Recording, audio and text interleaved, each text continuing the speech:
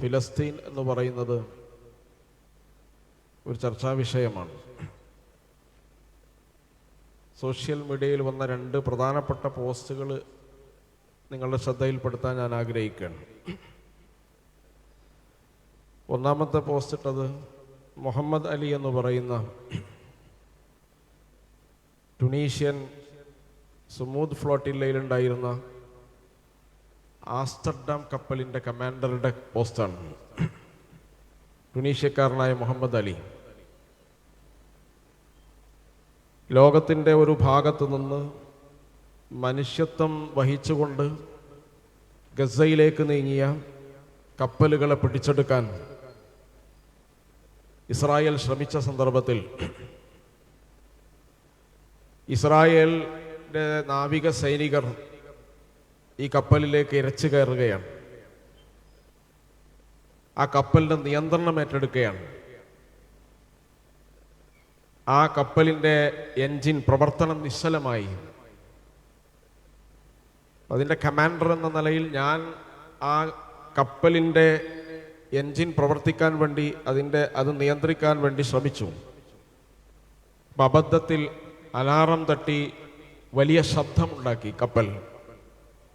ഈ ശബ്ദം കേട്ടപ്പോൾ കപ്പലിലുണ്ടായിരുന്ന ഇസ്രായേൽ സൈനികരെല്ലാം പരിഭ്രാന്തരായി. എൻ്റെ അടുത്തിരിക്കുന്ന ഇസ്രായേൽ സൈനികൻ ഭയം കാരണം മൂത്രമൊഴിച്ചു. ഇതാണ് ഇസ്രായേൽ എന്ന് പറയുന്നത്. എന്നിട്ട് അദ്ദേഹം പറയാണ്, അപ്പോൾ എനിക്ക് മനസ്സിലായി ഇതൊരു കാർബോർഡ് സൈന്യം മാത്രമാണ്. കാർബോർഡ് സൈന്യം മാത്രമാണ്. ഇന്നലെ വേറെ ഒരു പോസ്റ്റ് ഉണ്ട്. മിസ്റിൽ, ഈജിപ്തിൽ, അവിടെ ബെഞ്ചമിൻ നെതന്യാഹുവിൻ്റെ ഉദ്യോഗസ്ഥരും മറ്റു രാജ്യങ്ങളുടെ പ്രതിനിധികളും ഹമാസിൻ്റെ നേതാക്കന്മാരും തമ്മിൽ നടക്കുന്ന വെടിനിർത്തൽ കരാറിനെ കുറിച്ചുള്ള ചർച്ചയാണ്. ആ ചർച്ചയിൽ 4 ആളുകൾ ഇരിക്കുന്നുണ്ട്. ഖലീൽ അബു ഹയ്യ പോലെയുള്ള പ്രധാനപ്പെട്ട നേതാക്കന്മാരതിലുണ്ട്. അതിൻ്റെ താഴെ ഒരാൾ എഴുതിയിരിക്കുകയാണ്, ഞങ്ങളാരും ഹംസത്ത് ബിൻ അബ്ദുൽ മുത്തലിബിനെ കണ്ടിട്ടില്ല, ഞങ്ങളാരും മുസ്അബ് ബിൻ ഉമൈറിനെ കണ്ടിട്ടില്ല, ഞങ്ങൾക്ക് അബൂ ഉബൈദത്തുൽ ജറാഹിനെ കണ്ട പരിചയമില്ല, ഞങ്ങൾക്ക് അനസ് ബിൻ നദറിനെ ഞങ്ങളാരും കണ്ടിട്ടില്ല. പക്ഷേ ഈ ടേബിളിലിരിക്കുന്ന 4 പേരുണ്ട്. അവർ അനസ് ബിൻ നദറാണ്, മുസ്അബ് ബിൻ ഉമൈറാണ്, ഹംസത്ത് ബിൻ അബ്ദുൽ മുത്തലിബാണ്, അബൂ ഉബൈദത്തുൽ ജറാഹാണ്. പ്രിയപ്പെട്ടവരെ, നിങ്ങൾ എടുത്തു നോക്കുക. ഇന്നലെ സ്വന്തം വീട് മുഴുവൻ തകർന്ന് തരിപ്പണമായ അവശിഷ്ടങ്ങളുടെ അടുത്തൊരു സ്ത്രീ വന്നിരിക്കുന്നുണ്ട്. ആ സ്ത്രീ ഇങ്ങനെ പത്രക്കാരനോട് വീഡിയോയിൽ സംസാരിക്കുകയാണ്. പത്രക്കാരൻ്റെ മൈക്കിൽ അവർ പ്രതികരിക്കുന്നുണ്ട്. വീടെല്ലാം തകർത്ത് തരിപ്പണമാക്കിയിരിക്കുന്നു. 4 മക്കളും രക്തസാക്ഷികളാണ്, ഭർത്താവും രക്തസാക്ഷിയാണ്. എല്ലാവരും ഉടപ്പിറപ്പുകളെല്ലാം രക്തസാക്ഷികളായി. അവലംബമായ വീട് ഇടിച്ചു നിരത്തി പ്രതീക്ഷകൾ അസ്തമിച്ചു എന്ന് തോന്നുന്നിടത്തൊരു സ്ത്രീ എഴുന്നേറ്റെന്ന് പറയാണ്, മന്ദല്ലദീ യഖ്രിദുല്ലാഹ ഖർദൻ ഹസന എന്ന് നാളെ ചോദിക്കുന്നൊരു സമയമുണ്ട്. അള്ളാഹുവിന് കടം കൊടുത്തവരാരാണ് എന്ന് അള്ള ചോദിക്കുമ്പോൾ ഖർദൻ ഹസന, ഏറ്റവും നല്ല കടം കൊടുത്തവൻ ഞാനാണെന്ന് പറയാൻ എനിക്ക് സധൈര്യം സാധിക്കുമെന്ന് പറയുന്ന സ്ത്രീകൾ, ഏറ്റവും സാധാരണക്കാരായ ആളുകൾ ജീവിക്കുന്ന ഗസ. ഒരു ഭാഗത്ത് എഞ്ചിന്റെ അലാറം ശബ്ദം കേട്ട് മൂത്രമൊഴിക്കുന്ന കാർബോർഡ് സൈന്യവും സർവവും തകർന്നപ്പോ അതില് അള്ളാഹുവിന് കടം കൊടുത്തതാണെന്ന് പറഞ്ഞ് സമാധാനിക്കുന്ന സ്ത്രീ, സാധാരണക്കാരിയായ സ്ത്രീയുമുള്ള 2 ജനങ്ങൾ തമ്മിലുള്ള ഒരു ചെറുത്തുനിൽപ്പിന്റെയും സംഘർഷത്തിന്റെയും ആ ചരിത്രത്തെ നമുക്ക് വായിക്കാൻ സാധിക്കുന്നത് അങ്ങനെയാണ്. നിങ്ങൾ ആലോചിച്ചു നോക്കുക. ഗസ എന്ന് പറഞ്ഞാൽ തന്നെ അർത്ഥം തലകുനിക്കാത്തതെന്നാണ്, വ്യതിരക്തമായതെന്നാണ്. ചരിത്രത്തിൽ ഒരിക്കലും ഗസ തലകുനിച്ചിട്ടില്ല. നെപ്പോളിയൻ വന്നിട്ടുണ്ട്, അലക്സാണ്ടർ വന്നിട്ടുണ്ട്, കുരിശ് സൈന്യം വന്നിട്ടുണ്ട്, താർത്താരികൾ വന്നിട്ടുണ്ട്. ഖുദ്സും പരിസര പ്രദേശങ്ങളും കീഴടക്കാൻ ഇതിനേക്കാൾ വലിയ വലിയ ശക്തികൾ വന്നപ്പോൾ തലകുനിക്കാതെ ഒരു കവാടം കണക്കെ, ഒരു മതിൽ കണക്കെ വിശുദ്ധ ഖുദ്സിനെയും പരിസര പ്രദേശങ്ങളെയും സംരക്ഷിച്ചു നിർത്ത ചരിത്രവും പാരമ്പര്യവുമുള്ള പ്രദേശമാണ് ഗസ എന്ന് പറയുന്നത്. അത് ബെഞ്ചമിൻ നെതന്യാഹുവിന്റെ, വോൾഗ മേയറിന്റെ, ഷിമോൺ പെരസിന്റെ ഏരിയൽ ഷാരോണിന്റെ ഒരു സൈന്യത്തിന്റെ മുന്നിലും തലകുനിക്കില്ല. കാരണം അത് ഗസ്സത്തുൽ ഇസ്സ, ഇസ്സത്തിന്റെ ഗസ്സയാണ്. ഇസ്സത്തിന്റെ രാജകൊട്ടാരത്തിൽ വിരാജിക്കുന്ന ലോകത്തൊരു പ്രദേശമുണ്ടെങ്കിൽ നിസ്സംശയം അതിന് പറയാൻ പറ്റുന്ന പേരാണ് ഗസ്സ. ഗസ്സത്തു ഹാഷിം എന്ന പേര് നമ്മൾ മനസ്സിലാക്കേണ്ടതാണ്. ഹാഷിം എന്ന പേര് പ്രവാചകന്റെ പിതാമഹന്റെ പേരാണ്. ഹാഷിം ബിൻ അബ്ദുമനാഫ്, അദ്ദേഹത്തിന്റെ പേരിലാണ് ഗസ്സ അറിയപ്പെടുന്നത്. അതിനൊരു ചരിത്രമുണ്ട്. അദ്ദേഹം റോമിലേക്ക് അല്ലെങ്കിൽ ഷാമിലേക്കൊക്കെ യാത്ര നടത്തുന്ന സന്ദർഭത്തിൽ വിശ്രമസ്ഥലമായി സ്വീകരിച്ചിരുന്ന സ്ഥലമാണ് ഗസ്സ. പ്രവാചക പിതാവ് അബ്ദുള്ള അവസാനമായി യാത്ര നടത്തിയ പ്രദേശമാണ് ഗസ്സ എന്ന് പറയുന്ന പ്രദേശം. അപ്പൊ പ്രവാചകൻ ഒരു വൈകാരിക ബന്ധമുള്ള പ്രദേശമാണ്. ഇമാം ഷാഫിഈ അതുകൊണ്ടാണ് ഇന്നീല മുസ്താഖുൻ ഇലാ ഗസ്സ എന്ന് പാടിയത്. അതുകൊണ്ടാണ് ലോകത്തെവിടെയായാലും ഗസ്സക്കാരനായ ഇമാം ഷാഫിഈ ഗസ്സയെ പ്രണയിക്കുന്നു എന്ന് പറയുന്നത്. അതുകൊണ്ടാണ് അത്രയും വലിയ മഹാന്മാരായ ആളുകൾ, ഒരുപാട് ആളുകൾ, ചരിത്രത്തിലെ ഒരുപാട് ആളുകൾ നിങ്ങൾ പരിശോധിച്ചാൽ അറിയാം. അപ്പൊ തലകുനിക്കാത്ത ചരിത്രമാണ് ഗസ്സയ്ക്ക് എല്ലാ കാലത്തും പറയാനുള്ളത്. അതുകൊണ്ട് ഗസ്സ ഒരിക്കലും എത്ര പദ്ധതികൾ രൂപീകരിച്ചാലും എത്ര വെടിനിർത്തൽ കരാറുകളിൽ ചതി ഒളിപ്പിച്ചു വെച്ചാലും ശരി, അവരെ പരാജയപ്പെടുത്താൻ, അവരെ തളർത്താൻ, തകർത്താൻ ചരിത്രത്തിന് സാധിച്ചിട്ടില്ല. അലക്സാണ്ടർ പോലെയുള്ള, നെപ്പോളിയനെ പോലെയുള്ള വലിയ വലിയ ആളുകൾ അവരുടെ ഭൂമിയിലേക്ക് എരച്ചു കയറിയപ്പോ ചെറുത്ത് ചെങ്കോട്ട കണക്ക് ചെറുത്തു നിർത്തിയ, അതുപോലെ മതിൽ കണക്ക് ചെറുത്തു നിർത്തിയ പാരമ്പര്യം അവർക്കുണ്ട്. ആ ചെറുത്തുനിൽപ്പിന്റെ വീര്യമാണ്, ആ ചെറുത്തുനിൽപ്പിന്റെ സാന്ദ്രതയാണ്, ആ ചെറുത്തുനിൽപ്പിന്റെ ശക്തിയാണ് ഇന്നും ലോകം ദർശിച്ചിട്ടില്ലാത്ത ഒരു ചെറുത്തുനിൽപ്പിലൂടെ അവർ കാണിച്ചു കൊടുത്തത്. നിങ്ങൾ ആലോചിച്ചു നോക്കേണ്ടത്, നമുക്കറിയാം ബെഞ്ചമിൻ നെതന്യാഹു ഒക്ടോബർ 7 ശേഷം യുദ്ധം പ്രഖ്യാപിച്ച സന്ദർഭത്തിൽ അദ്ദേഹം പറയുന്നുണ്ട്, 48 മണിക്കൂറിനുള്ളിൽ ഞങ്ങളുടെ ബന്ദികളെ മോചിപ്പിച്ച് ഗസ്സ ഞങ്ങൾ നിലംപരിശാക്കുമെന്നാണ്. 48 മണിക്കൂർ പോയി, 48 ദിവസം, 480 ദിവസം കഴിഞ്ഞു. തങ്ങളുടെ ബന്ദികളെ, കൊല്ലപ്പെട്ട ബന്ദികളുടെ ബോഡി തടയാൻ തുർക്കി ഇന്റലിജൻസിന്റെ സഹായം തേടാൻ വരെ ഇസ്രായേൽ സന്നദ്ധമായ കാലഘട്ടത്തിലാണ് നമ്മൾ ജീവിക്കുന്നത്. ബന്ദികളെ കണ്ടുകിട്ടിയിട്ടില്ല. തങ്ങളുടെ നിരന്തരമുള്ള ബോംബ് വർഷ കാരണം ചില ബന്ദികൾ അവിടെ കൊല്ലപ്പെട്ടിട്ടുണ്ട്. ആ ബന്ദികളുടെ ബോഡി പോലും കിട്ടാൻ അവർക്ക് സാധിക്കാത്ത അവസ്ഥയിലേക്കാണ് ഗസ്സയിലെ കാര്യങ്ങൾ പോയത്. എല്ലാ അർത്ഥത്തിലും തച്ചു തകർത്ത് തരിപ്പണമാക്കിയ ഒരു പ്രദേശം. ആ പ്രദേശം എന്താണ് ഇസ്രായേൽ അവിടെ നേടിയത്? ചരിത്രത്തിൽ നമ്മൾ ചോദിക്കേണ്ട ഏറ്റവും വലിയ ചോദ്യം അതാണ്. ഇസ്രായേൽ എന്താണ് നേടിയത്? എന്താണ് ഗസ്സ നേടിയെന്ന് ചില ആളുകൾ ചോദിക്കുന്നുണ്ട്.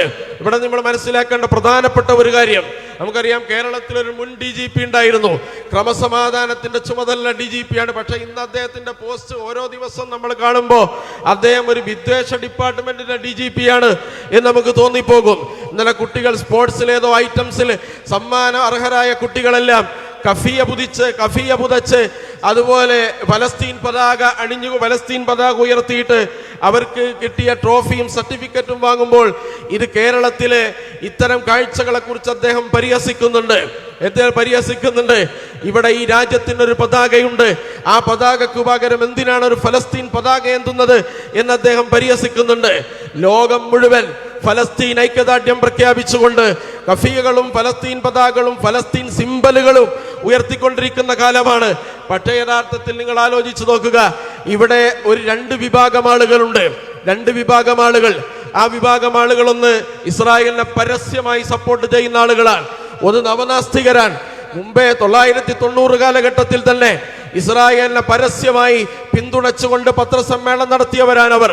അവരുടെ മഹാന്മാരായ സൈദ്ധാന്തികരെല്ലാം ഇറാഖിലേക്ക് അമേരിക്ക അധിനിവേശം നടത്തി ലക്ഷോപലക്ഷം മനുഷ്യരെ കൊന്നൊടുക്കിയ സന്ദർഭത്തിൽ ആ ലക്ഷോപലക്ഷം മനുഷ്യരുടെ ചോരക്ക് ന്യായീകരണം ചമച്ചവരാണ് നവനാസ്തികതയുടെ പേരിൽ ഇവരുടെ ആശാന്മാർ. അവർക്ക് ഇസ്രായേലിനെ സപ്പോർട്ട് ചെയ്യാതെ രക്ഷയില്ല. മറ്റൊന്ന് സംഘപരിവാർ പ്രൊഫൈലുകളാണ്, സംഘപരിവാർ സംഘടനകളാണ്. അവർ ഇസ്രായേലിനെ പരസ്യമായി സപ്പോർട്ട് ചെയ്യുകയാണ് എന്ന് പറഞ്ഞാൽ ലോകത്ത് മനുഷ്യത്വവും മാനവികതയും സത്യവും നീതിയും ഒരു ഭാഗത്ത്, അനീതിയും മാനവിക വിരുദ്ധവുമായ ഹിംസാത്മകമായ ഒരു പക്ഷം ഒരു ഭാഗത്ത്. നിങ്ങൾ ആരുടെ കൂടെ നിൽക്കുന്നുവെന്ന് നമ്മളെ തെളിയിക്കേണ്ട ഏറ്റവും പ്രധാനപ്പെട്ട ഉരക്കല്ലാണ് ഗസ്സ, ഫലസ്തീൻ എന്ന് പറയുന്നത്. സംഘപരിവാർ നമുക്കത് തെളിയിച്ചു കൊണ്ടിരിക്കുകയാണ്. മനുഷ്യത്വത്തിന്റെ ഒരു കണിക പോലും അവരുടെ മനസ്സിൽ അവശേഷിക്കുന്നില്ല എന്ന് എല്ലാ ദിവസവും ഉറക്കെ പ്രഖ്യാപിക്കാൻ ഫലസ്തീൻ ഒരു നിമിത്തമായി അവർ സ്വീകരിച്ചിരിക്കുകയാണ്. അതുകൊണ്ടാണ് ഫലസ്തീനെതിരായി ഇസ്രായേലിന് അനുകൂലമായി അവർ ശബ്ദിച്ചുകൊണ്ടിരിക്കുന്നത്. അവരുടെ വംശപറിയുടെ ആഴമെന്ന് പറയുന്നത് ബെഞ്ചമിൻ നെതന്യാഹുവിന്റെ തോളിൽ കൈയിടാൻ ഇന്ന് ലോകത്താകെ സന്നദ്ധമാകുന്ന 10 രാജ്യങ്ങളെ ഉള്ളൂ. നമ്മൾ മനസ്സിലാക്കേണ്ടതാണ്. അതിലൊന്ന് അമേരിക്കയുണ്ട്, അർജന്റീനയുണ്ട്, അതേ പേരറിയുന്ന രാജ്യങ്ങളുള്ളൂ. ബാക്കിയൊക്കെ രാജ്യങ്ങൾ തന്നെയാണോ എന്ന് സംശയമാണ്. അങ്ങനെയുള്ള 10 രാജ്യങ്ങൾ, ലോകത്തെ പ്രഗത്ഭരായ ചേരികളെല്ലാം ഒരു കാലത്ത് ബ്രിട്ടൻ എന്ന് പറയുന്ന രാജ്യം ഫലസ്തീനെ വിഭജിക്കാൻ വേണ്ടി ഇസ്രായേൽ എന്ന് പറയുന്ന സയനിസ്റ്റ് രാജ്യത്തിന് ഒത്താശ പിടിച്ച ബ്രിട്ടനിലാണ് ഫലസ്തീന്റെ കൊടിപൊക്കി ഫലസ്തീൻ എംബസി തുറക്കുമെന്നും ഫലസ്തീൻ ഒരു സ്വതന്ത്ര രാഷ്ട്രമായി അംഗീകരിക്കുമെന്ന് പ്രഖ്യാപിച്ചത് സാക്ഷാൽ ബ്രിട്ടനാണ്. അതുപോലെ തന്നെ നമുക്കറിയാം, ഇസ്രായേലിന് വിരുദ്ധമായി, അതുപോലെ സയനിസ്റ്റുകൾക്ക് വിരുദ്ധമായി എന്തെങ്കിലും ഒരു മുദ്രാവാക്യം തെരുവിൽ വിളിച്ചാൽ രാജ്യദ്രോഹ കുറ്റമായി അംഗീകരിക്കുന്ന രാജ്യമാണ് ഫ്രാൻസ് എന്ന് പറയുന്നത്. ഫ്രാൻസ് ആണ് യഥാർത്ഥത്തിൽ ഫലസ്തീനെ സ്വതന്ത്ര രാജ്യമായി അംഗീകരിച്ച മറ്റൊരു രാജ്യം എന്ന് പറയുന്നത്. അതുകൊണ്ടാണ് ഒക്ടോബർ 7 മുമ്പ് യഹ്യ സിൻവാർ, ഒക്ടോബർ 7 മുമ്പ് ഷഹീദ് ഉമ്മ അബു ഇബ്രാഹിം യഹ്യ സിൻവാർ ഒരു പ്രസ്താവന നടത്തിയിട്ടുണ്ട്. എത്ര ദീർഘവീക്ഷണമുള്ള പ്രസ്താവനയാണ്. ഇവിടെ പലരും അത് ഉദ്ധരിക്കുകയുണ്ടായി. അതിങ്ങനെയാണ്: ഫലസ്തീൻ സ്വാതന്ത്ര്യവും അവകാശങ്ങളും നേടിയെടുക്കാൻ സയനിസ്റ്റ് അധിനിവേശത്തിനെതിരെ മുഴുവൻ ലോകത്തെയും അണിനിരത്തുന്ന സാഹസിക നീക്കം ഹമാസ് നയിക്കും. യഹ്യ സിൻവാർ പറഞ്ഞതാണ്. എന്ന് പറഞ്ഞാൽ ലോകത്തെ മുഴുവൻ ഫലസ്തീനു വേണ്ടി അണിനിരത്തുന്ന ഒരു നീക്കത്തിനു വേണ്ടി ഞങ്ങൾ തയ്യാറായിരിക്കുകയാണ്. ഒരു പ്രവചന സമാനമായ പ്രഖ്യാപനമാണ്. ഇനി നിങ്ങൾ ആലോചിച്ചു നോക്കുക, ലോകത്തെ ഏത് കുഗ്രാമത്തിലും ഫ്രീ ഫലസ്തീൻ മുദ്രാവാക്യങ്ങളുണ്ട്. ഫലസ്തീൻ സിംബലുകൾ ആളുകൾ ഉപയോഗിക്കുന്നുണ്ട്. ഫലസ്തീനു വേണ്ടി ആളുകൾ ശബ്ദിക്കുന്നുണ്ട്. എത്ര വലിയ പ്രോപ്പഗണ്ടകളാണ്! പ്രോപ്പഗണ്ടയിൽ ബില്യണറേറെയ പ്രോപ്പഗണ്ടയിൽ 5 സ്റ്റാറും 7 സ്റ്റാറും അടിച്ച ഇസ്രായേലിന്റെ പ്രോപ്പഗണ്ടകൾ ഈ രാജ്യത്ത് യേശാതിരിക്കുമ്പോഴാണ് അതിന് നക്കാപ്പിച്ച കാശ് മാത്രം ചെലവഴിക്കുന്ന സംഘപരിവാറിന്റെ പ്രോപ്പഗണ്ട എങ്ങനെയാണ് ലോകത്ത് വിജയിക്കുക എന്ന് നമുക്ക് കാത്തിരുന്ന് കാണേണ്ടതാണ്. അതുകൊണ്ട് പ്രിയപ്പെട്ടവരെ, ലോകത്തെ പ്രോപ്പഗണ്ടകളെല്ലാം തകിടം മറിച്ചുകൊണ്ട്, ഇസ്രായേലിന്റെ എല്ലാ ആഖ്യാനങ്ങളെയും തകിടം മറിച്ചുകൊണ്ട് ഫലസ്തീൻ എന്ന മുദ്രാവാക്യം ലോകത്തിന്റെ എല്ലാ തെരുവോളുകളിലും, എന്ന് പറഞ്ഞാൽ ഇസ്രായേലിന്റെ സഖ്യകക്ഷികൾക്ക് വരെ അതിനെ സപ്പോർട്ട് ചെയ്യാൻ കഴിയാത്ത വിധത്തിൽ അവരുടെ ജനങ്ങളെല്ലാം തിളച്ചു മറിയുകയാണ്. ഇറ്റലിയും ഫ്രാൻസും ജർമ്മനിയും ഓസ്ട്രേലിയയും ബ്രിട്ടനും ഒക്കെ അതിന്റെ ഉദാഹരണങ്ങളാണ്. അവ ഫ്രീ ഫലസ്തീൻ എന്ന മുദ്രാവാക്യം വിളിക്കാത്ത കുട്ടികൾ, അല്ലെങ്കിൽ മുദ്രാവാക്യം വിളിക്കാത്ത മനുഷ്യർ, ജനസഞ്ചയങ്ങൾ ലോകത്ത് കുറയുകയാണ്. മറുഭാഗത്ത് നിങ്ങൾ ആലോചിച്ചു നോക്കേണ്ടത്, ബെഞ്ചമിൻ നെതന്യാഹു എന്ന് പറയുന്നത് യഥാർത്ഥത്തിൽ ജനസൈഡ് ഇൻഡസ്ട്രി, അത് വംശഹത്യയുടെ വ്യവസായത്തിലെ ഒരു വ്യവസായിയായി മാറുകയാണ്. അദ്ദേഹത്തെ ലോകം വിളിക്കുന്നത് ലോക ക്രിമിനൽ എന്നാണ്. വംശഹത്യ നടത്തുന്ന ലോക കുറ്റവാളി എന്ന് ലോകം വിളിക്കുകയാണ്. 10ഓളം രാജ്യങ്ങളിൽ നെതന്യാഹു കാലുകുത്തിയാൽ അറസ്റ്റ് ചെയ്യാൻ വാറണ്ടുള്ള ഭരണാധികാരിയായി ബെഞ്ചമിൻ നെതന്യാഹു മാറിയിരിക്കുകയാണ്. എന്ന് പറഞ്ഞാൽ നെതന്യാഹു ലോകത്തിന്റെ മുന്നിൽ അറപ്പും വെറുപ്പും ഉളവാക്കുന്ന വ്യക്തിത്വമായി മാറുകയും, അതേപോലെ തന്നെ ഫലസ്തീൻ എന്ന് പറയുന്ന കോസ് ലോകത്തെ ഏറ്റവും സുന്ദരമായ മുദ്രാവാക്യമായി വിഷയമായി മാറുകയും ചെയ്യുകയാണ്. യഹ്യ സിൻവാർ സൂചിപ്പിച്ചതുപോലെ ഫലസ്തീൻ എന്ന് പറയുന്ന വിഷയം ലോകത്തിന്റെ നെഞ്ചകങ്ങളിൽ ഒരു പടപെടുക്കുന്ന നീതിയുടെ ശബ്ദമായി മാറുന്ന കാലത്തിനാണ് ഞങ്ങൾ ഈ ഒരുക്കം നടത്തിയത്. അക്ഷരാർത്ഥത്തിൽ അത് ശരിയാണ്. പ്രിയപ്പെട്ടവരെ, നമുക്ക് മനസ്സിലാക്കാൻ കഴിയും, യഥാർത്ഥത്തിൽ ചതിയുടെ, വഞ്ചനയുടെ എല്ലാ കുതന്ത്രങ്ങളെയും ഒളിപ്പിച്ചു വെച്ച 21 കരാർ പദ്ധതി ഡൊണാൾഡ് ട്രംപിന്റെ നേതൃത്വത്തിൽ നടപ്പിലാക്കിയ സന്ദർഭത്തിൽ, ഈജിപ്തിലേക്ക് കരാർ ചർച്ച ചെയ്യാൻ വന്ന സന്ദർഭത്തിൽ ഹമാസിന്റെ നേതാക്കന്മാർ നിരന്നിരിക്കുകയാണ്. ഓരോ കരാറിനെയും അവർ കീറി പരിശോധിക്കുകയാണ്. എന്നിട്ട് ഫലസ്തീനിലെ ജനങ്ങളോട് അവർ വാഗ്ദാനം ചെയ്യുകയാണ്, നിങ്ങളുടെ അഭിമാനത്തെ ലംഘിക്കുന്ന, നിങ്ങളുടെ സ്വാതന്ത്ര്യത്തെ ഹനിക്കുന്ന, നിങ്ങളുടെ അവകാശത്തെ കവർന്നെടുക്കുന്ന, നിങ്ങളുടെ വ്യക്തിത്വത്തെ ചോദ്യം ചെയ്യുന്ന ഒന്നിലും ഞങ്ങൾ ഒപ്പുവെക്കില്ല. നിങ്ങളുടെ അഭിമാനത്തെ, നിങ്ങളുടെ സ്വാതന്ത്ര്യത്തെ, നിങ്ങളുടെ അവകാശത്തെ, നിങ്ങളെ തല ഉയർത്തി പിടിച്ചു നിൽക്കാനുള്ള അസ്തിത്വത്തെ അംഗീകരിച്ചുകൊണ്ട് മാത്രമാണ് ഞങ്ങൾ ഈ കരാർ അംഗീകരിക്കുക എന്ന് പറഞ്ഞ് തലയെടുപ്പോടുകൂടി ആരെ ഒതുക്കാനും ആരെ വഞ്ചിക്കാനും വേണ്ടി, ആരെ നിരായുധീകരിക്കാനും വേണ്ടിയാണോ കരാർ രൂപീകരിച്ചത്, അവരുടെ മുന്നിൽ അവരൊപ്പിടുന്നതും അവർ പറയുന്നതെന്ന് കേട്ട് തലകുനിച്ചു നിൽക്കേണ്ടി വരുന്ന ഒരു ലോകഘടനയെ സൃഷ്ടിച്ചു വന്നതാണ് തൂഫാനുൽ അഖ്സയ്ക്ക് ശേഷം സംഭവിച്ച ലോകഘടനയിലെ ഏറ്റവും വലിയ മാറ്റം എന്ന് പറയുന്നത്. യഥാർത്ഥത്തിൽ അവർ ചോദിക്കുകയാണ്, നിങ്ങൾ ഈ കരാർ ലംഘിക്കും ഈ കരാർ അവർ ലംഘിച്ച ചരിത്രമാണ് അവർക്കുള്ളത്. കാരണം ലോകരാജ്യങ്ങൾ മുഴുവൻ നിരീക്ഷിച്ച കരാറുകൾ 19 വലിച്ചു കീറി ചവറ്റുകുട്ടയിലെറിഞ്ഞ രാജ്യമാണ് ഇസ്രായേൽ എന്ന് പറയുന്നത്. അപ്പോൾ അവർ പറയുകയാണ്, ഈ യുരീദു വയഖ്ദഉക, അവർ നിങ്ങളെ ചതിക്കാൻ ഉദ്ദേശിച്ചാൽ നിങ്ങൾ എന്ത് ചെയ്യും? അവർ ഇന്ന ഹസ്ബകല്ലാഹ്, ഞങ്ങൾക്കല്ല മതി, നിനക്കല്ല മതി. ഫഅയ്യദക ബിനസ്രിഹി വബിൽ മുഅ്മിനീൻ, വിശുദ്ധ ഖുർആനിന്റെ ആയത്താൽ വചനമാണ്. അല്ലാഹു മതി, അവൻ നിങ്ങളെ സഹായിക്കും, വിശ്വാസികളെ സഹായിക്കാൻ അവൻ മതിയായവനാണ്. അവർ ചതിക്കും, വഞ്ചിക്കും.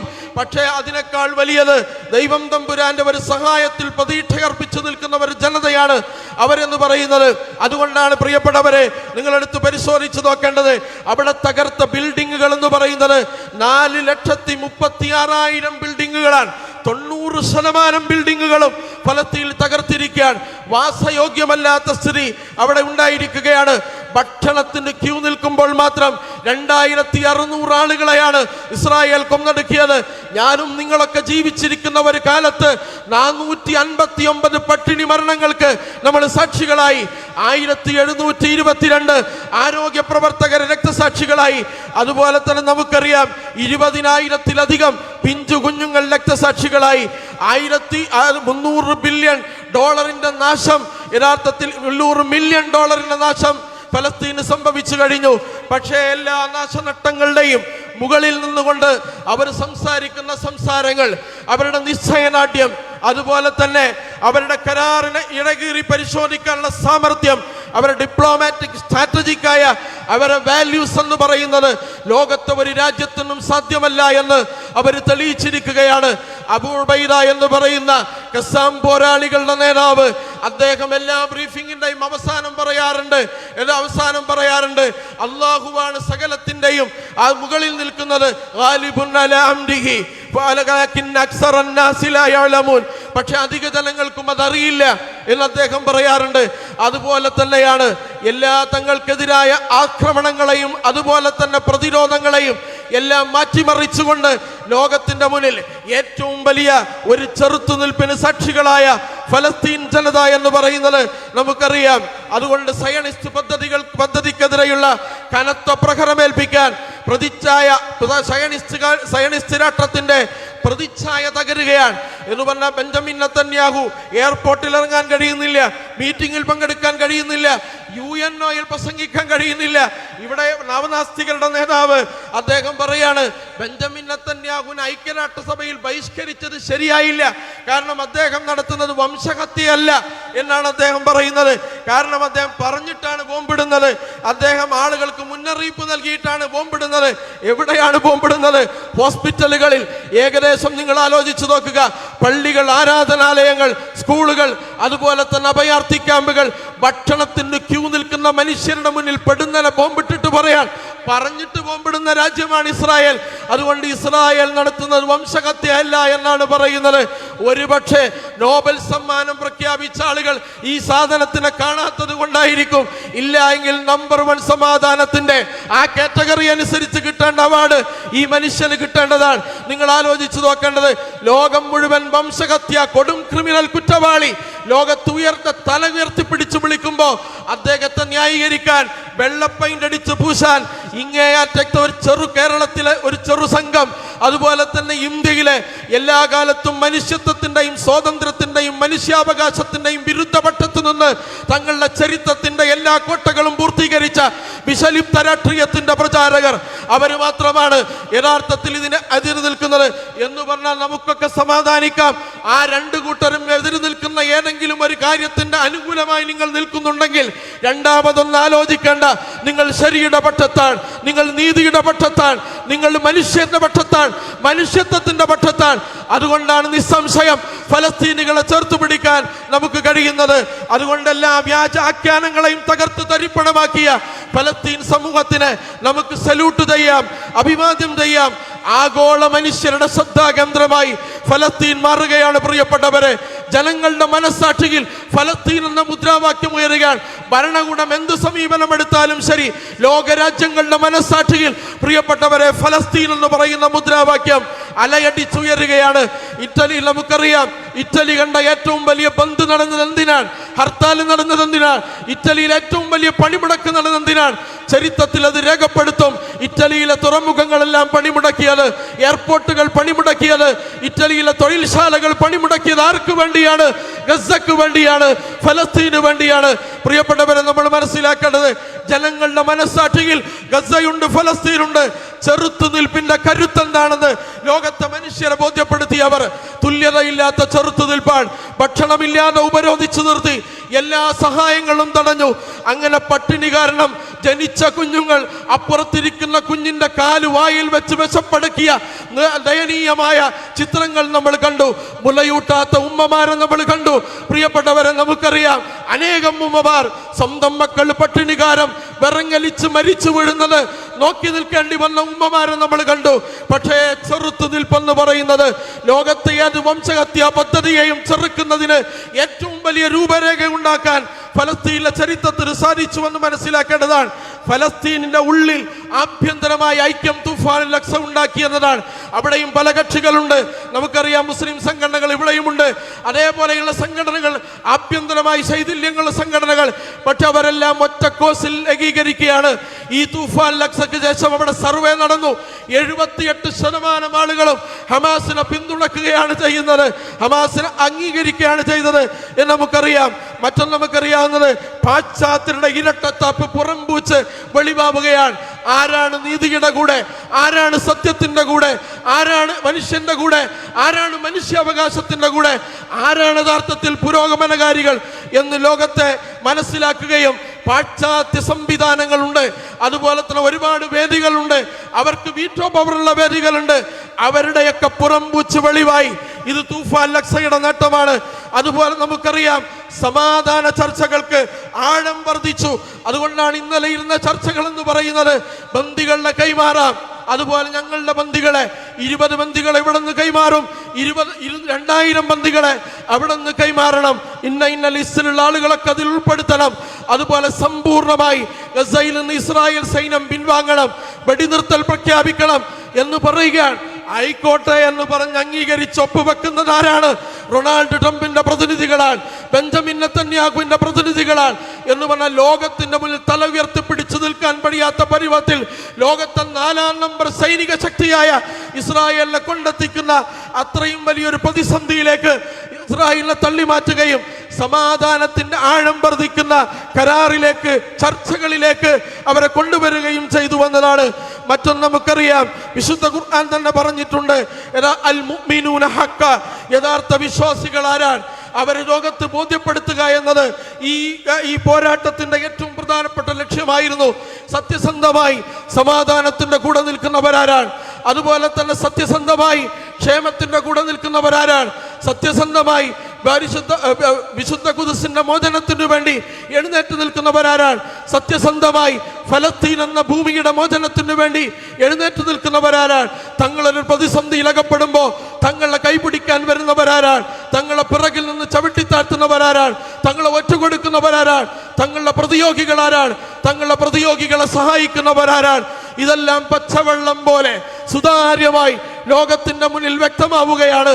എന്ന് പറഞ്ഞാൽ വിശുദ്ധ ഖുർആൻ പറഞ്ഞതുപോലെ ഈ യഥാർത്ഥത്തിൽ സത്യത്തിന്റെ കൂടെ നിൽക്കുന്നവരാരാണ് എന്ന് ബോധ്യപ്പെടുന്ന ഒരു കാലം വരുമെന്നാണ്.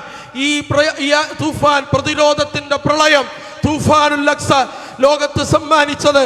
യഥാർത്ഥത്തിൽ പ്രിയപ്പെട്ടവരെ, ഈ കാര്യങ്ങളെല്ലാം വളരെ സുവ്യക്തമായി നമുക്ക് വിശദീകരിച്ചു തന്നു എന്നതാണ്. ഞാൻ എൻ്റെ പ്രഭാഷണം അവസാനിപ്പിക്കുകയാണ്. പ്രിയപ്പെട്ടവരെ, നമ്മൾ മനസ്സിലാക്കേണ്ടത്, ഇനിയും ഫലസ്തീനെ നമ്മൾ സഹായിക്കണം. മുദ്രാവാക്യങ്ങളിലൂടെ മുട്ടിച്ചുരുട്ടി അവരുടെ സിംബലുകൾ ഉയർത്തിപ്പിടിച്ചുകൊണ്ട് അവർക്ക് സ്വാതന്ത്ര്യത്തിനും അവകാശങ്ങൾക്കും വേണ്ടി ശബ്ദിച്ചുകൊണ്ട് നിരന്തരമായി തെരുവിലിറങ്ങുന്ന മനുഷ്യരുടെ കൂടെ നമ്മളും ഇനിയും ഉണ്ടാകണം.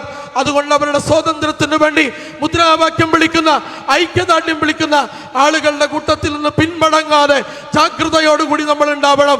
അവരെ സഹായിക്കുന്ന എല്ലാ ഉൽപ്പന്നങ്ങളും വീടിന്റെ പടിക്കകത്തുനിന്ന് വലിച്ചെറിയാൻ, ഞാനത് വാങ്ങില്ല, വാങ്ങിക്കൊടുക്കില്ല, വിൽക്കില്ല, ആരെങ്കിലും വാങ്ങിത്തന്നാൽ ഞാനത് കുടിക്കില്ല എന്ന് പറയാനുള്ള ആർജവം ഇവരുടെ ഉൽപ്പന്നങ്ങളുടെ കാര്യത്തിൽ ഉണ്ടാവണം. എന്ന് മാത്രമല്ല, ഫലസ്തീൻ കോസിൽ കേരളത്തിൽ ഏറ്റവും കൂടുതൽ ടൺ കണക്കിന് ഇസ്ലാമോഫോബിയാണ് കേരളത്തിലെ സോഷ്യൽ മീഡിയ പ്ലാറ്റ്ഫോമുകളിലൂടെ വിസർജിച്ചു കൊണ്ടിരിക്കുന്നത്. ഇസ്ലാമോഫോബിയയുടെ പ്രധാനപ്പെട്ട ഒരു ടൂളായി ഫലസ്തീൻ മാറിയിരിക്കുകയാണ്. ഫലസ്തീനെ സപ്പോർട്ട് ചെയ്യുന്ന, ഫലസ്തീനിലെ മരിച്ചു വീഴുന്ന പിഞ്ചു കുഞ്ഞുങ്ങളെ അടക്കം ഇസ്ലാമോഫോബിയുടെ അടയാളങ്ങളായി ഇവിടുത്തെ വലതുപക്ഷ അതുപോലെ തന്നെ തീവ്ര സംഘടനകൾ ഉപയോഗപ്പെടുത്തുമ്പോൾ യഥാർത്ഥത്തിൽ ഫലസ്തീൻ എന്താണ്, ഫലസ്തീൻ ചരിത്രം എന്താണ്, 2023 മാത്രം സംഭവിച്ച ഒരു സംഭവമല്ല എന്നും 948 ഏഴര പതിറ്റാണ്ടിന്റെ നീതി നിഷേധത്തിന്റെ ഒരു ചരിത്രമുണ്ട് എന്ന് ഫലസ്തീനെ കുറിച്ച് പറയാൻ നിങ്ങൾ സോഷ്യൽ മീഡിയയുടെ ഏത് പ്ലാറ്റ്ഫോമുകൾ ഉപയോഗിക്കുന്നുണ്ടെങ്കിലും അതിൽ ഞാൻ ഫലസ്തീനിന്റെ കൂടെയാണെന്ന് നിസ്സംശയം ആരെയും ഭയപ്പെടാതെ നിങ്ങൾ അൽഗോരിതങ്ങൾ കുറഞ്ഞാൽ, നിങ്ങളെ സപ്പോർട്ട് ചെയ്യുന്നവരുടെ ലൈക്ക് ബട്ടണുകളിൽ അമർത്തലുകൾ കുറഞ്ഞാൽ, നിങ്ങളുടെ വ്യൂവേഴ്സ് കുറഞ്ഞാലും നിസ്സംശയം നീതിയുടെ ഭാഗത്ത് നിൽക്കുമെന്ന് പ്രഖ്യാപിക്കാൻ നിങ്ങൾക്ക് ധാർമ്മികമായ ബാധ്യതയുണ്ട്. ഇതൊരു ധാർമ്മികമായ ചെറുത്തുനിൽപ്പാണ്. ലോകത്ത് ഫലസ്തീന്റെ കൂടെ നേരിട്ട് ചെറുത്തുനിൽപ്പ് നടത്തുന്നവർ വളരെ കുറഞ്ഞ മനുഷ്യരാണ്. ആ മനുഷ്യരെ പിന്തുണക്കുക എന്ന ധാർമ്മികമായ മുഖാവമ ചെറുത്തുനിൽപ്പുണ്ട്. ആ ചെറുത്തുനിൽപ്പിൽ എല്ലാവർക്കും പങ്കാളികളാവാം. അങ്ങനെ പങ്കാളികളായവരാണ് പ്രിയപ്പെട്ടവരെ നമ്മളെല്ലാവരും. അതുകൊണ്ട് ആ പങ്കാളിത്തം ഇനിയും കൂടുതൽ വർദ്ധിപ്പിക്കുക. താൽക്കാലിക സമാധാനങ്ങളെല്ലാം തന്നെ ഒരുപക്ഷെ അതിവൈകാതെ അത് ലംഘിച്ചെന്ന് വരാം, അത് കാലയളവില്ലാതെ അത് ലംഘിച്ചെന്ന് വരാം. പക്ഷേ നമ്മൾ നമ്മുടെ മണ്ണിൽ അടിയുറച്ച് നമ്മുടെ പോരാട്ടത്തിന്റെ കനലറിയാതെ എല്ലാ സന്ദർഭത്തിലും ഫലസ്തീനികളെ ചേർത്ത് പിടിക്കാനുള്ള മനസ്സ് നമുക്കുണ്ടാവണം. അതിനുവേണ്ടിയാണ് ഇത്തരം ഐക്യദാർഢ്യ സംഗമങ്ങൾ നമ്മളെ പ്രചോദിപ്പിച്ചു നിർത്തുന്നത്. ഫലസ്തീനു വേണ്ടി ശബ്ദിക്കുന്നവരാരായാലും ശരി, അവരുടെ കൊടിയുടെ നിറം നോക്കാതെ, അവരുടെ സംഘടനയുടെ ബാനർ നോക്കാതെ, അതിന്റെ പിന്നിൽ അണിനിരന്ന് ഫ്രീ പലസ്തീൻ എന്ന മുദ്രാവാക്യം ഈ കാലഘട്ടത്തിൽ വിളിക്കാൻ സന്നദ്ധമാകുന്ന വിശാലമായ മനസ്സിന്റെ ഉടമകളായി നമ്മൾ മാറുക എന്നതാണ് ഈ കാലഘട്ടത്തിൽ നീതിയുടെ കൊടിവാഹകരാകുക എന്ന് പറഞ്ഞതിന്റെ ഉദ്ദേശമെന്ന് നമ്മൾ മനസ്സിലാക്കേണ്ടതാണ്. അതുകൊണ്ട് അവരെ ചേർത്ത് പിടിക്കാം. മനുഷ്യത്വത്തിന്റെ പതാക പുതച്ചുകൊണ്ട് ലോകത്ത് നമ്മുടെ ധർമ്മം നിർവഹിക്കാം. നിങ്ങൾ മുദ്രാവാക്യം വിളിച്ചാൽ ബെഞ്ചമിൻ നെതന്യാഹുവിനൊന്നും സംഭവിക്കില്ല, ഡൊണാൾഡ് ട്രംപിനൊന്നും സംഭവിക്കില്ല എന്ന് പറയുന്നവരുണ്ട്. പക്ഷേ ഞാൻ മുദ്രാവാക്യം വിളിക്കുന്നത്, ഞാൻ പ്രസംഗിക്കുന്നത്, ഞാൻ കഫിയ പുതക്കുന്നത്, ഞാൻ ഫലസ്തീനു വേണ്ടി ശബ്ദിക്കുന്നത് എൻ്റെ മനസ്സാക്ഷിയെ ബോധ്യപ്പെടുത്താനാണ്, എൻ്റെ നീതിബോധത്തെ ബോധ്യപ്പെടുത്താനാണ്. ഞാനും ഒരു മനുഷ്യനാണ് എന്ന് ചരിത്രത്തിൽ എനിക്ക് ബോധ്യപ്പെടുത്താനാണ്. അങ്ങനെ ബോധ്യപ്പെടുത്താൻ ആഗ്രഹിക്കുന്നവരെല്ലാം ഫലസ്തീൻ്റെ കൂടെയാണ്. ഞാനും ഫലസ്തീൻ്റെ കൂടെയാണ്, നിങ്ങളും ഫലസ്തീൻ്റെ കൂടെയാണ്. അതുകൊണ്ട് ആ ജനതയെ പക്ഷേകളില്ലാതെ, ഉപാധികളില്ലാതെ ചേർത്ത് പിടിക്കാൻ നമുക്ക് സാധിക്കട്ടെ എന്ന് ആശംസിച്ചുകൊണ്ട് ആ ജനതയുടെ വിമോചനത്തിന് വേണ്ടി നമ്മൾ എല്ലാ സന്ദർഭത്തിലും വീണ്ടും വീണ്ടും പ്രാർത്ഥനകളിൽ അവരെ ഓർക്കണമെന്ന് അഭ്യർത്ഥിച്ച് ഞാൻ അവസാനിപ്പിക്കുകയാണ്. പ്രിയപ്പെട്ടവരെ, നമുക്കറിയാം ആ ജനതക്ക് സബറും ഇസ്തിഖാമത്തും കൺകുളിർമയുള്ള വിജയം നൽകി അള്ളാഹു അവരെ അനുഗ്രഹിക്കുമാറാവട്ടെ. പടച്ചറപ്പിന്റെ കാരുണ്യം ആ ജനതയുടെ പുനരധിവാസത്തിൽ, അവരെ ക്ഷേമൈശ്വര്യങ്ങൾ പുലരുന്ന ഒരു രാഷ്ട്ര നിർമ്മാണത്തിൽ എമ്പാടും പടച്ചവന്റെ കാരുണ്യം വർഷിച്ച് ജഗന്യന്താവ് അവരനുഗ്രഹിക്കുമാറാവട്ടെ. ചെറുത്തുനിൽപ്പിന്റെ ശക്തി വർദ്ധിപ്പിക്കാനും ഇസ്തിഖാമത്തിന്റെ ശക്തി വർദ്ധിപ്പിക്കാനും അള്ളാഹു അവരെ തുണക്കുമാറാവട്ടെ. അതുകൊണ്ട് പ്രിയപ്പെട്ടവരെ, കൈ പടച്ചവന്റെ മുന്നിൽ ഉയർത്തിയാൽ എല്ലാ സന്ദർഭത്തിലും ഒരു വരിയെങ്കിലും ആ ജനതയെ ഓർക്കാതെ നമ്മുടെ കൈ താഴ്ത്തരുത്. അത് ലോകത്ത് നമുക്ക്, ഞാൻ നേരത്തെ സൂചിപ്പിച്ചതുപോലെ, ധർമ്മത്തിന്റെയും നീതിയുടെയും മൂല്യങ്ങളുടെയും പ്രഖ്യാപനമാണ്. അള്ളാഹുവേ, ഞങ്ങളുടെ സഹോദരങ്ങളാണ് ഈ അവരുടെ നാടിന്റെ പിറന്ന നാടിന്റെ മോചനത്തിന് വേണ്ടി സ്വന്തം മക്കൾ രക്തസാക്ഷികളാവുന്നത് കൺകുളിർമയോടുകൂടി നോക്കി നിൽക്കുന്ന മാതാപിതാക്കൾ ജീവിക്കുന്ന രാജ്യമാണ് അവരുടേത്. അവരുടെ നിശ്ചയദാർഢ്യത്തിന്റെ സമീപത്ത് പോലും എത്താൻ ലോകത്തെ മുഴുവൻ നിശ്ചയദാർഢ്യം ചേർത്ത് വെച്ചാൽ പോലും കഴിയില്ല. ഞങ്ങൾക്ക് അവരെ ചേർത്ത് പിടിക്കാൻ പ്രാർത്ഥനയല്ലാതെ മറ്റു വഴികളില്ല. പടച്ചറപ്പേ, നീ അവരെ കാത്ത് സംരക്ഷിക്കണം. അവർക്ക് അതുപോലെ തന്നെ നിശ്ചയദാർഢ്യമെമ്പാടും പ്രദാനം ചെയ്യണം. അള്ളാഹുവേ, സബറും ഇസ്തിഖാമത്തും കൺകുളിർമയുള്ള വിജയവും നൽകി നീ അവരെ അനുഗ്രഹിക്കണേ. അള്ളാഹുവേ, ഞങ്ങൾക്ക് അവരോട് ചേർന്ന് നിൽക്കാനുള്ള മനസ്സും അതുപോലെ തന്നെ സമയവും സമ്പത്തും ഏതൊക്കെ രീതിയിലാണോ ആ ജനതയെ സഹായിക്കാൻ ഞങ്ങളുടെ പരിമിതികൾക്കകത്തുനിന്ന് സാധിക്കുക, അതിനെല്ലാം തയ്യാറാവാനുള്ള മനസ്സ് ഞങ്ങൾക്ക് നൽകി നീ അനുഗ്രഹിക്കണേ. അള്ളാഹുവേ, ആ ജനതയുടെ അതുപോലെ തന്നെ ലോകത്ത് പീഡിതരായ മർദ്ദിതരായ മുഴുവൻ ജനവിഭാഗങ്ങളുടെയും വിമോചനം സാധ്യമാക്കുന്ന പുലരി സ്വപ്നം കാണാൻ, ആ പുലരിക്ക് വേണ്ടി പ്രയത്നിക്കുവാൻ ആ പുലരി കൺകുളിർക്ക കാണാൻ ഞങ്ങൾക്കും ഞങ്ങളുടെ മക്കൾക്കും നീ തൗഫീക്ക് നൽകി അനുഗ്രഹിക്കണേ അല്ലാ. اللهم يا ناصر المستضعفين اللهم انصر إخواننا المستضعفين في غزة اللهم انصر إخواننا المجاهدين في غزة اللهم انصر إخواننا المجاهدين في فلسطين اللهم انصرهم نصرا عزيزا اللهم انصرهم نصرا كاملا اللهم عجل بنصرهم يا قوي يا قهار اللهم دمر اليهود وأعوانهم اللهم فرق جمعهم وزلزل أقدامهم وشتت شملهم وخرب ديارهم وانقص عددهم اللهم انقص عددهم اللهم اقتلهم بددا ولا تبق منهم أحدا اللهم دمر اليهود وأعوانهم اللهم فرق جمعهم وزلزل أقدامهم وشتت شملهم يا جبار يا متكبر يا ذا الجلال والإكرام اللهم يا منقذ موسى من فرعون ويا منقذ يونس من بطن الحوت اللهم يا منقذ يوسف من غيابة الجب اللهم انقذ بلاد المسلمين من أيدي اليهود المعتدين اللهم انقذ بلاد المسلمين من أيدي اليهود الظالمين اللهم احفظ المسجد الأقصى من أيدي اليهود المعتدين اللهم احفظ المسجد الأقصى من أيدي اليهود الظالمين اللهم انصر إخواننا المستضعفين في غزة اللهم انصرهم نصرا عزيزا اللهم وحد صفوفهم واجمع كلمتهم اللهم داو جرحاهم وتقبل شهداءهم وارحم موتاهم يا حي يا قيوم يا ذا الجلال والإكرام اللهم ابرز علينا صبرا وثبت أقدامنا وأيد أيدينا وانصرنا على القوم الظالمين وانصرنا على القوم الكافرين اللهم ربنا تقبل دعانا إنك أنت السميع العليم وتب علينا إنك أنت التواب الرحيم مع عبادك الصالحين وجندك الغالبين وصل على النبي المصطفى وآله وأصحابه أجمعين وسلام على المرسلين والحمد لله رب العالمين.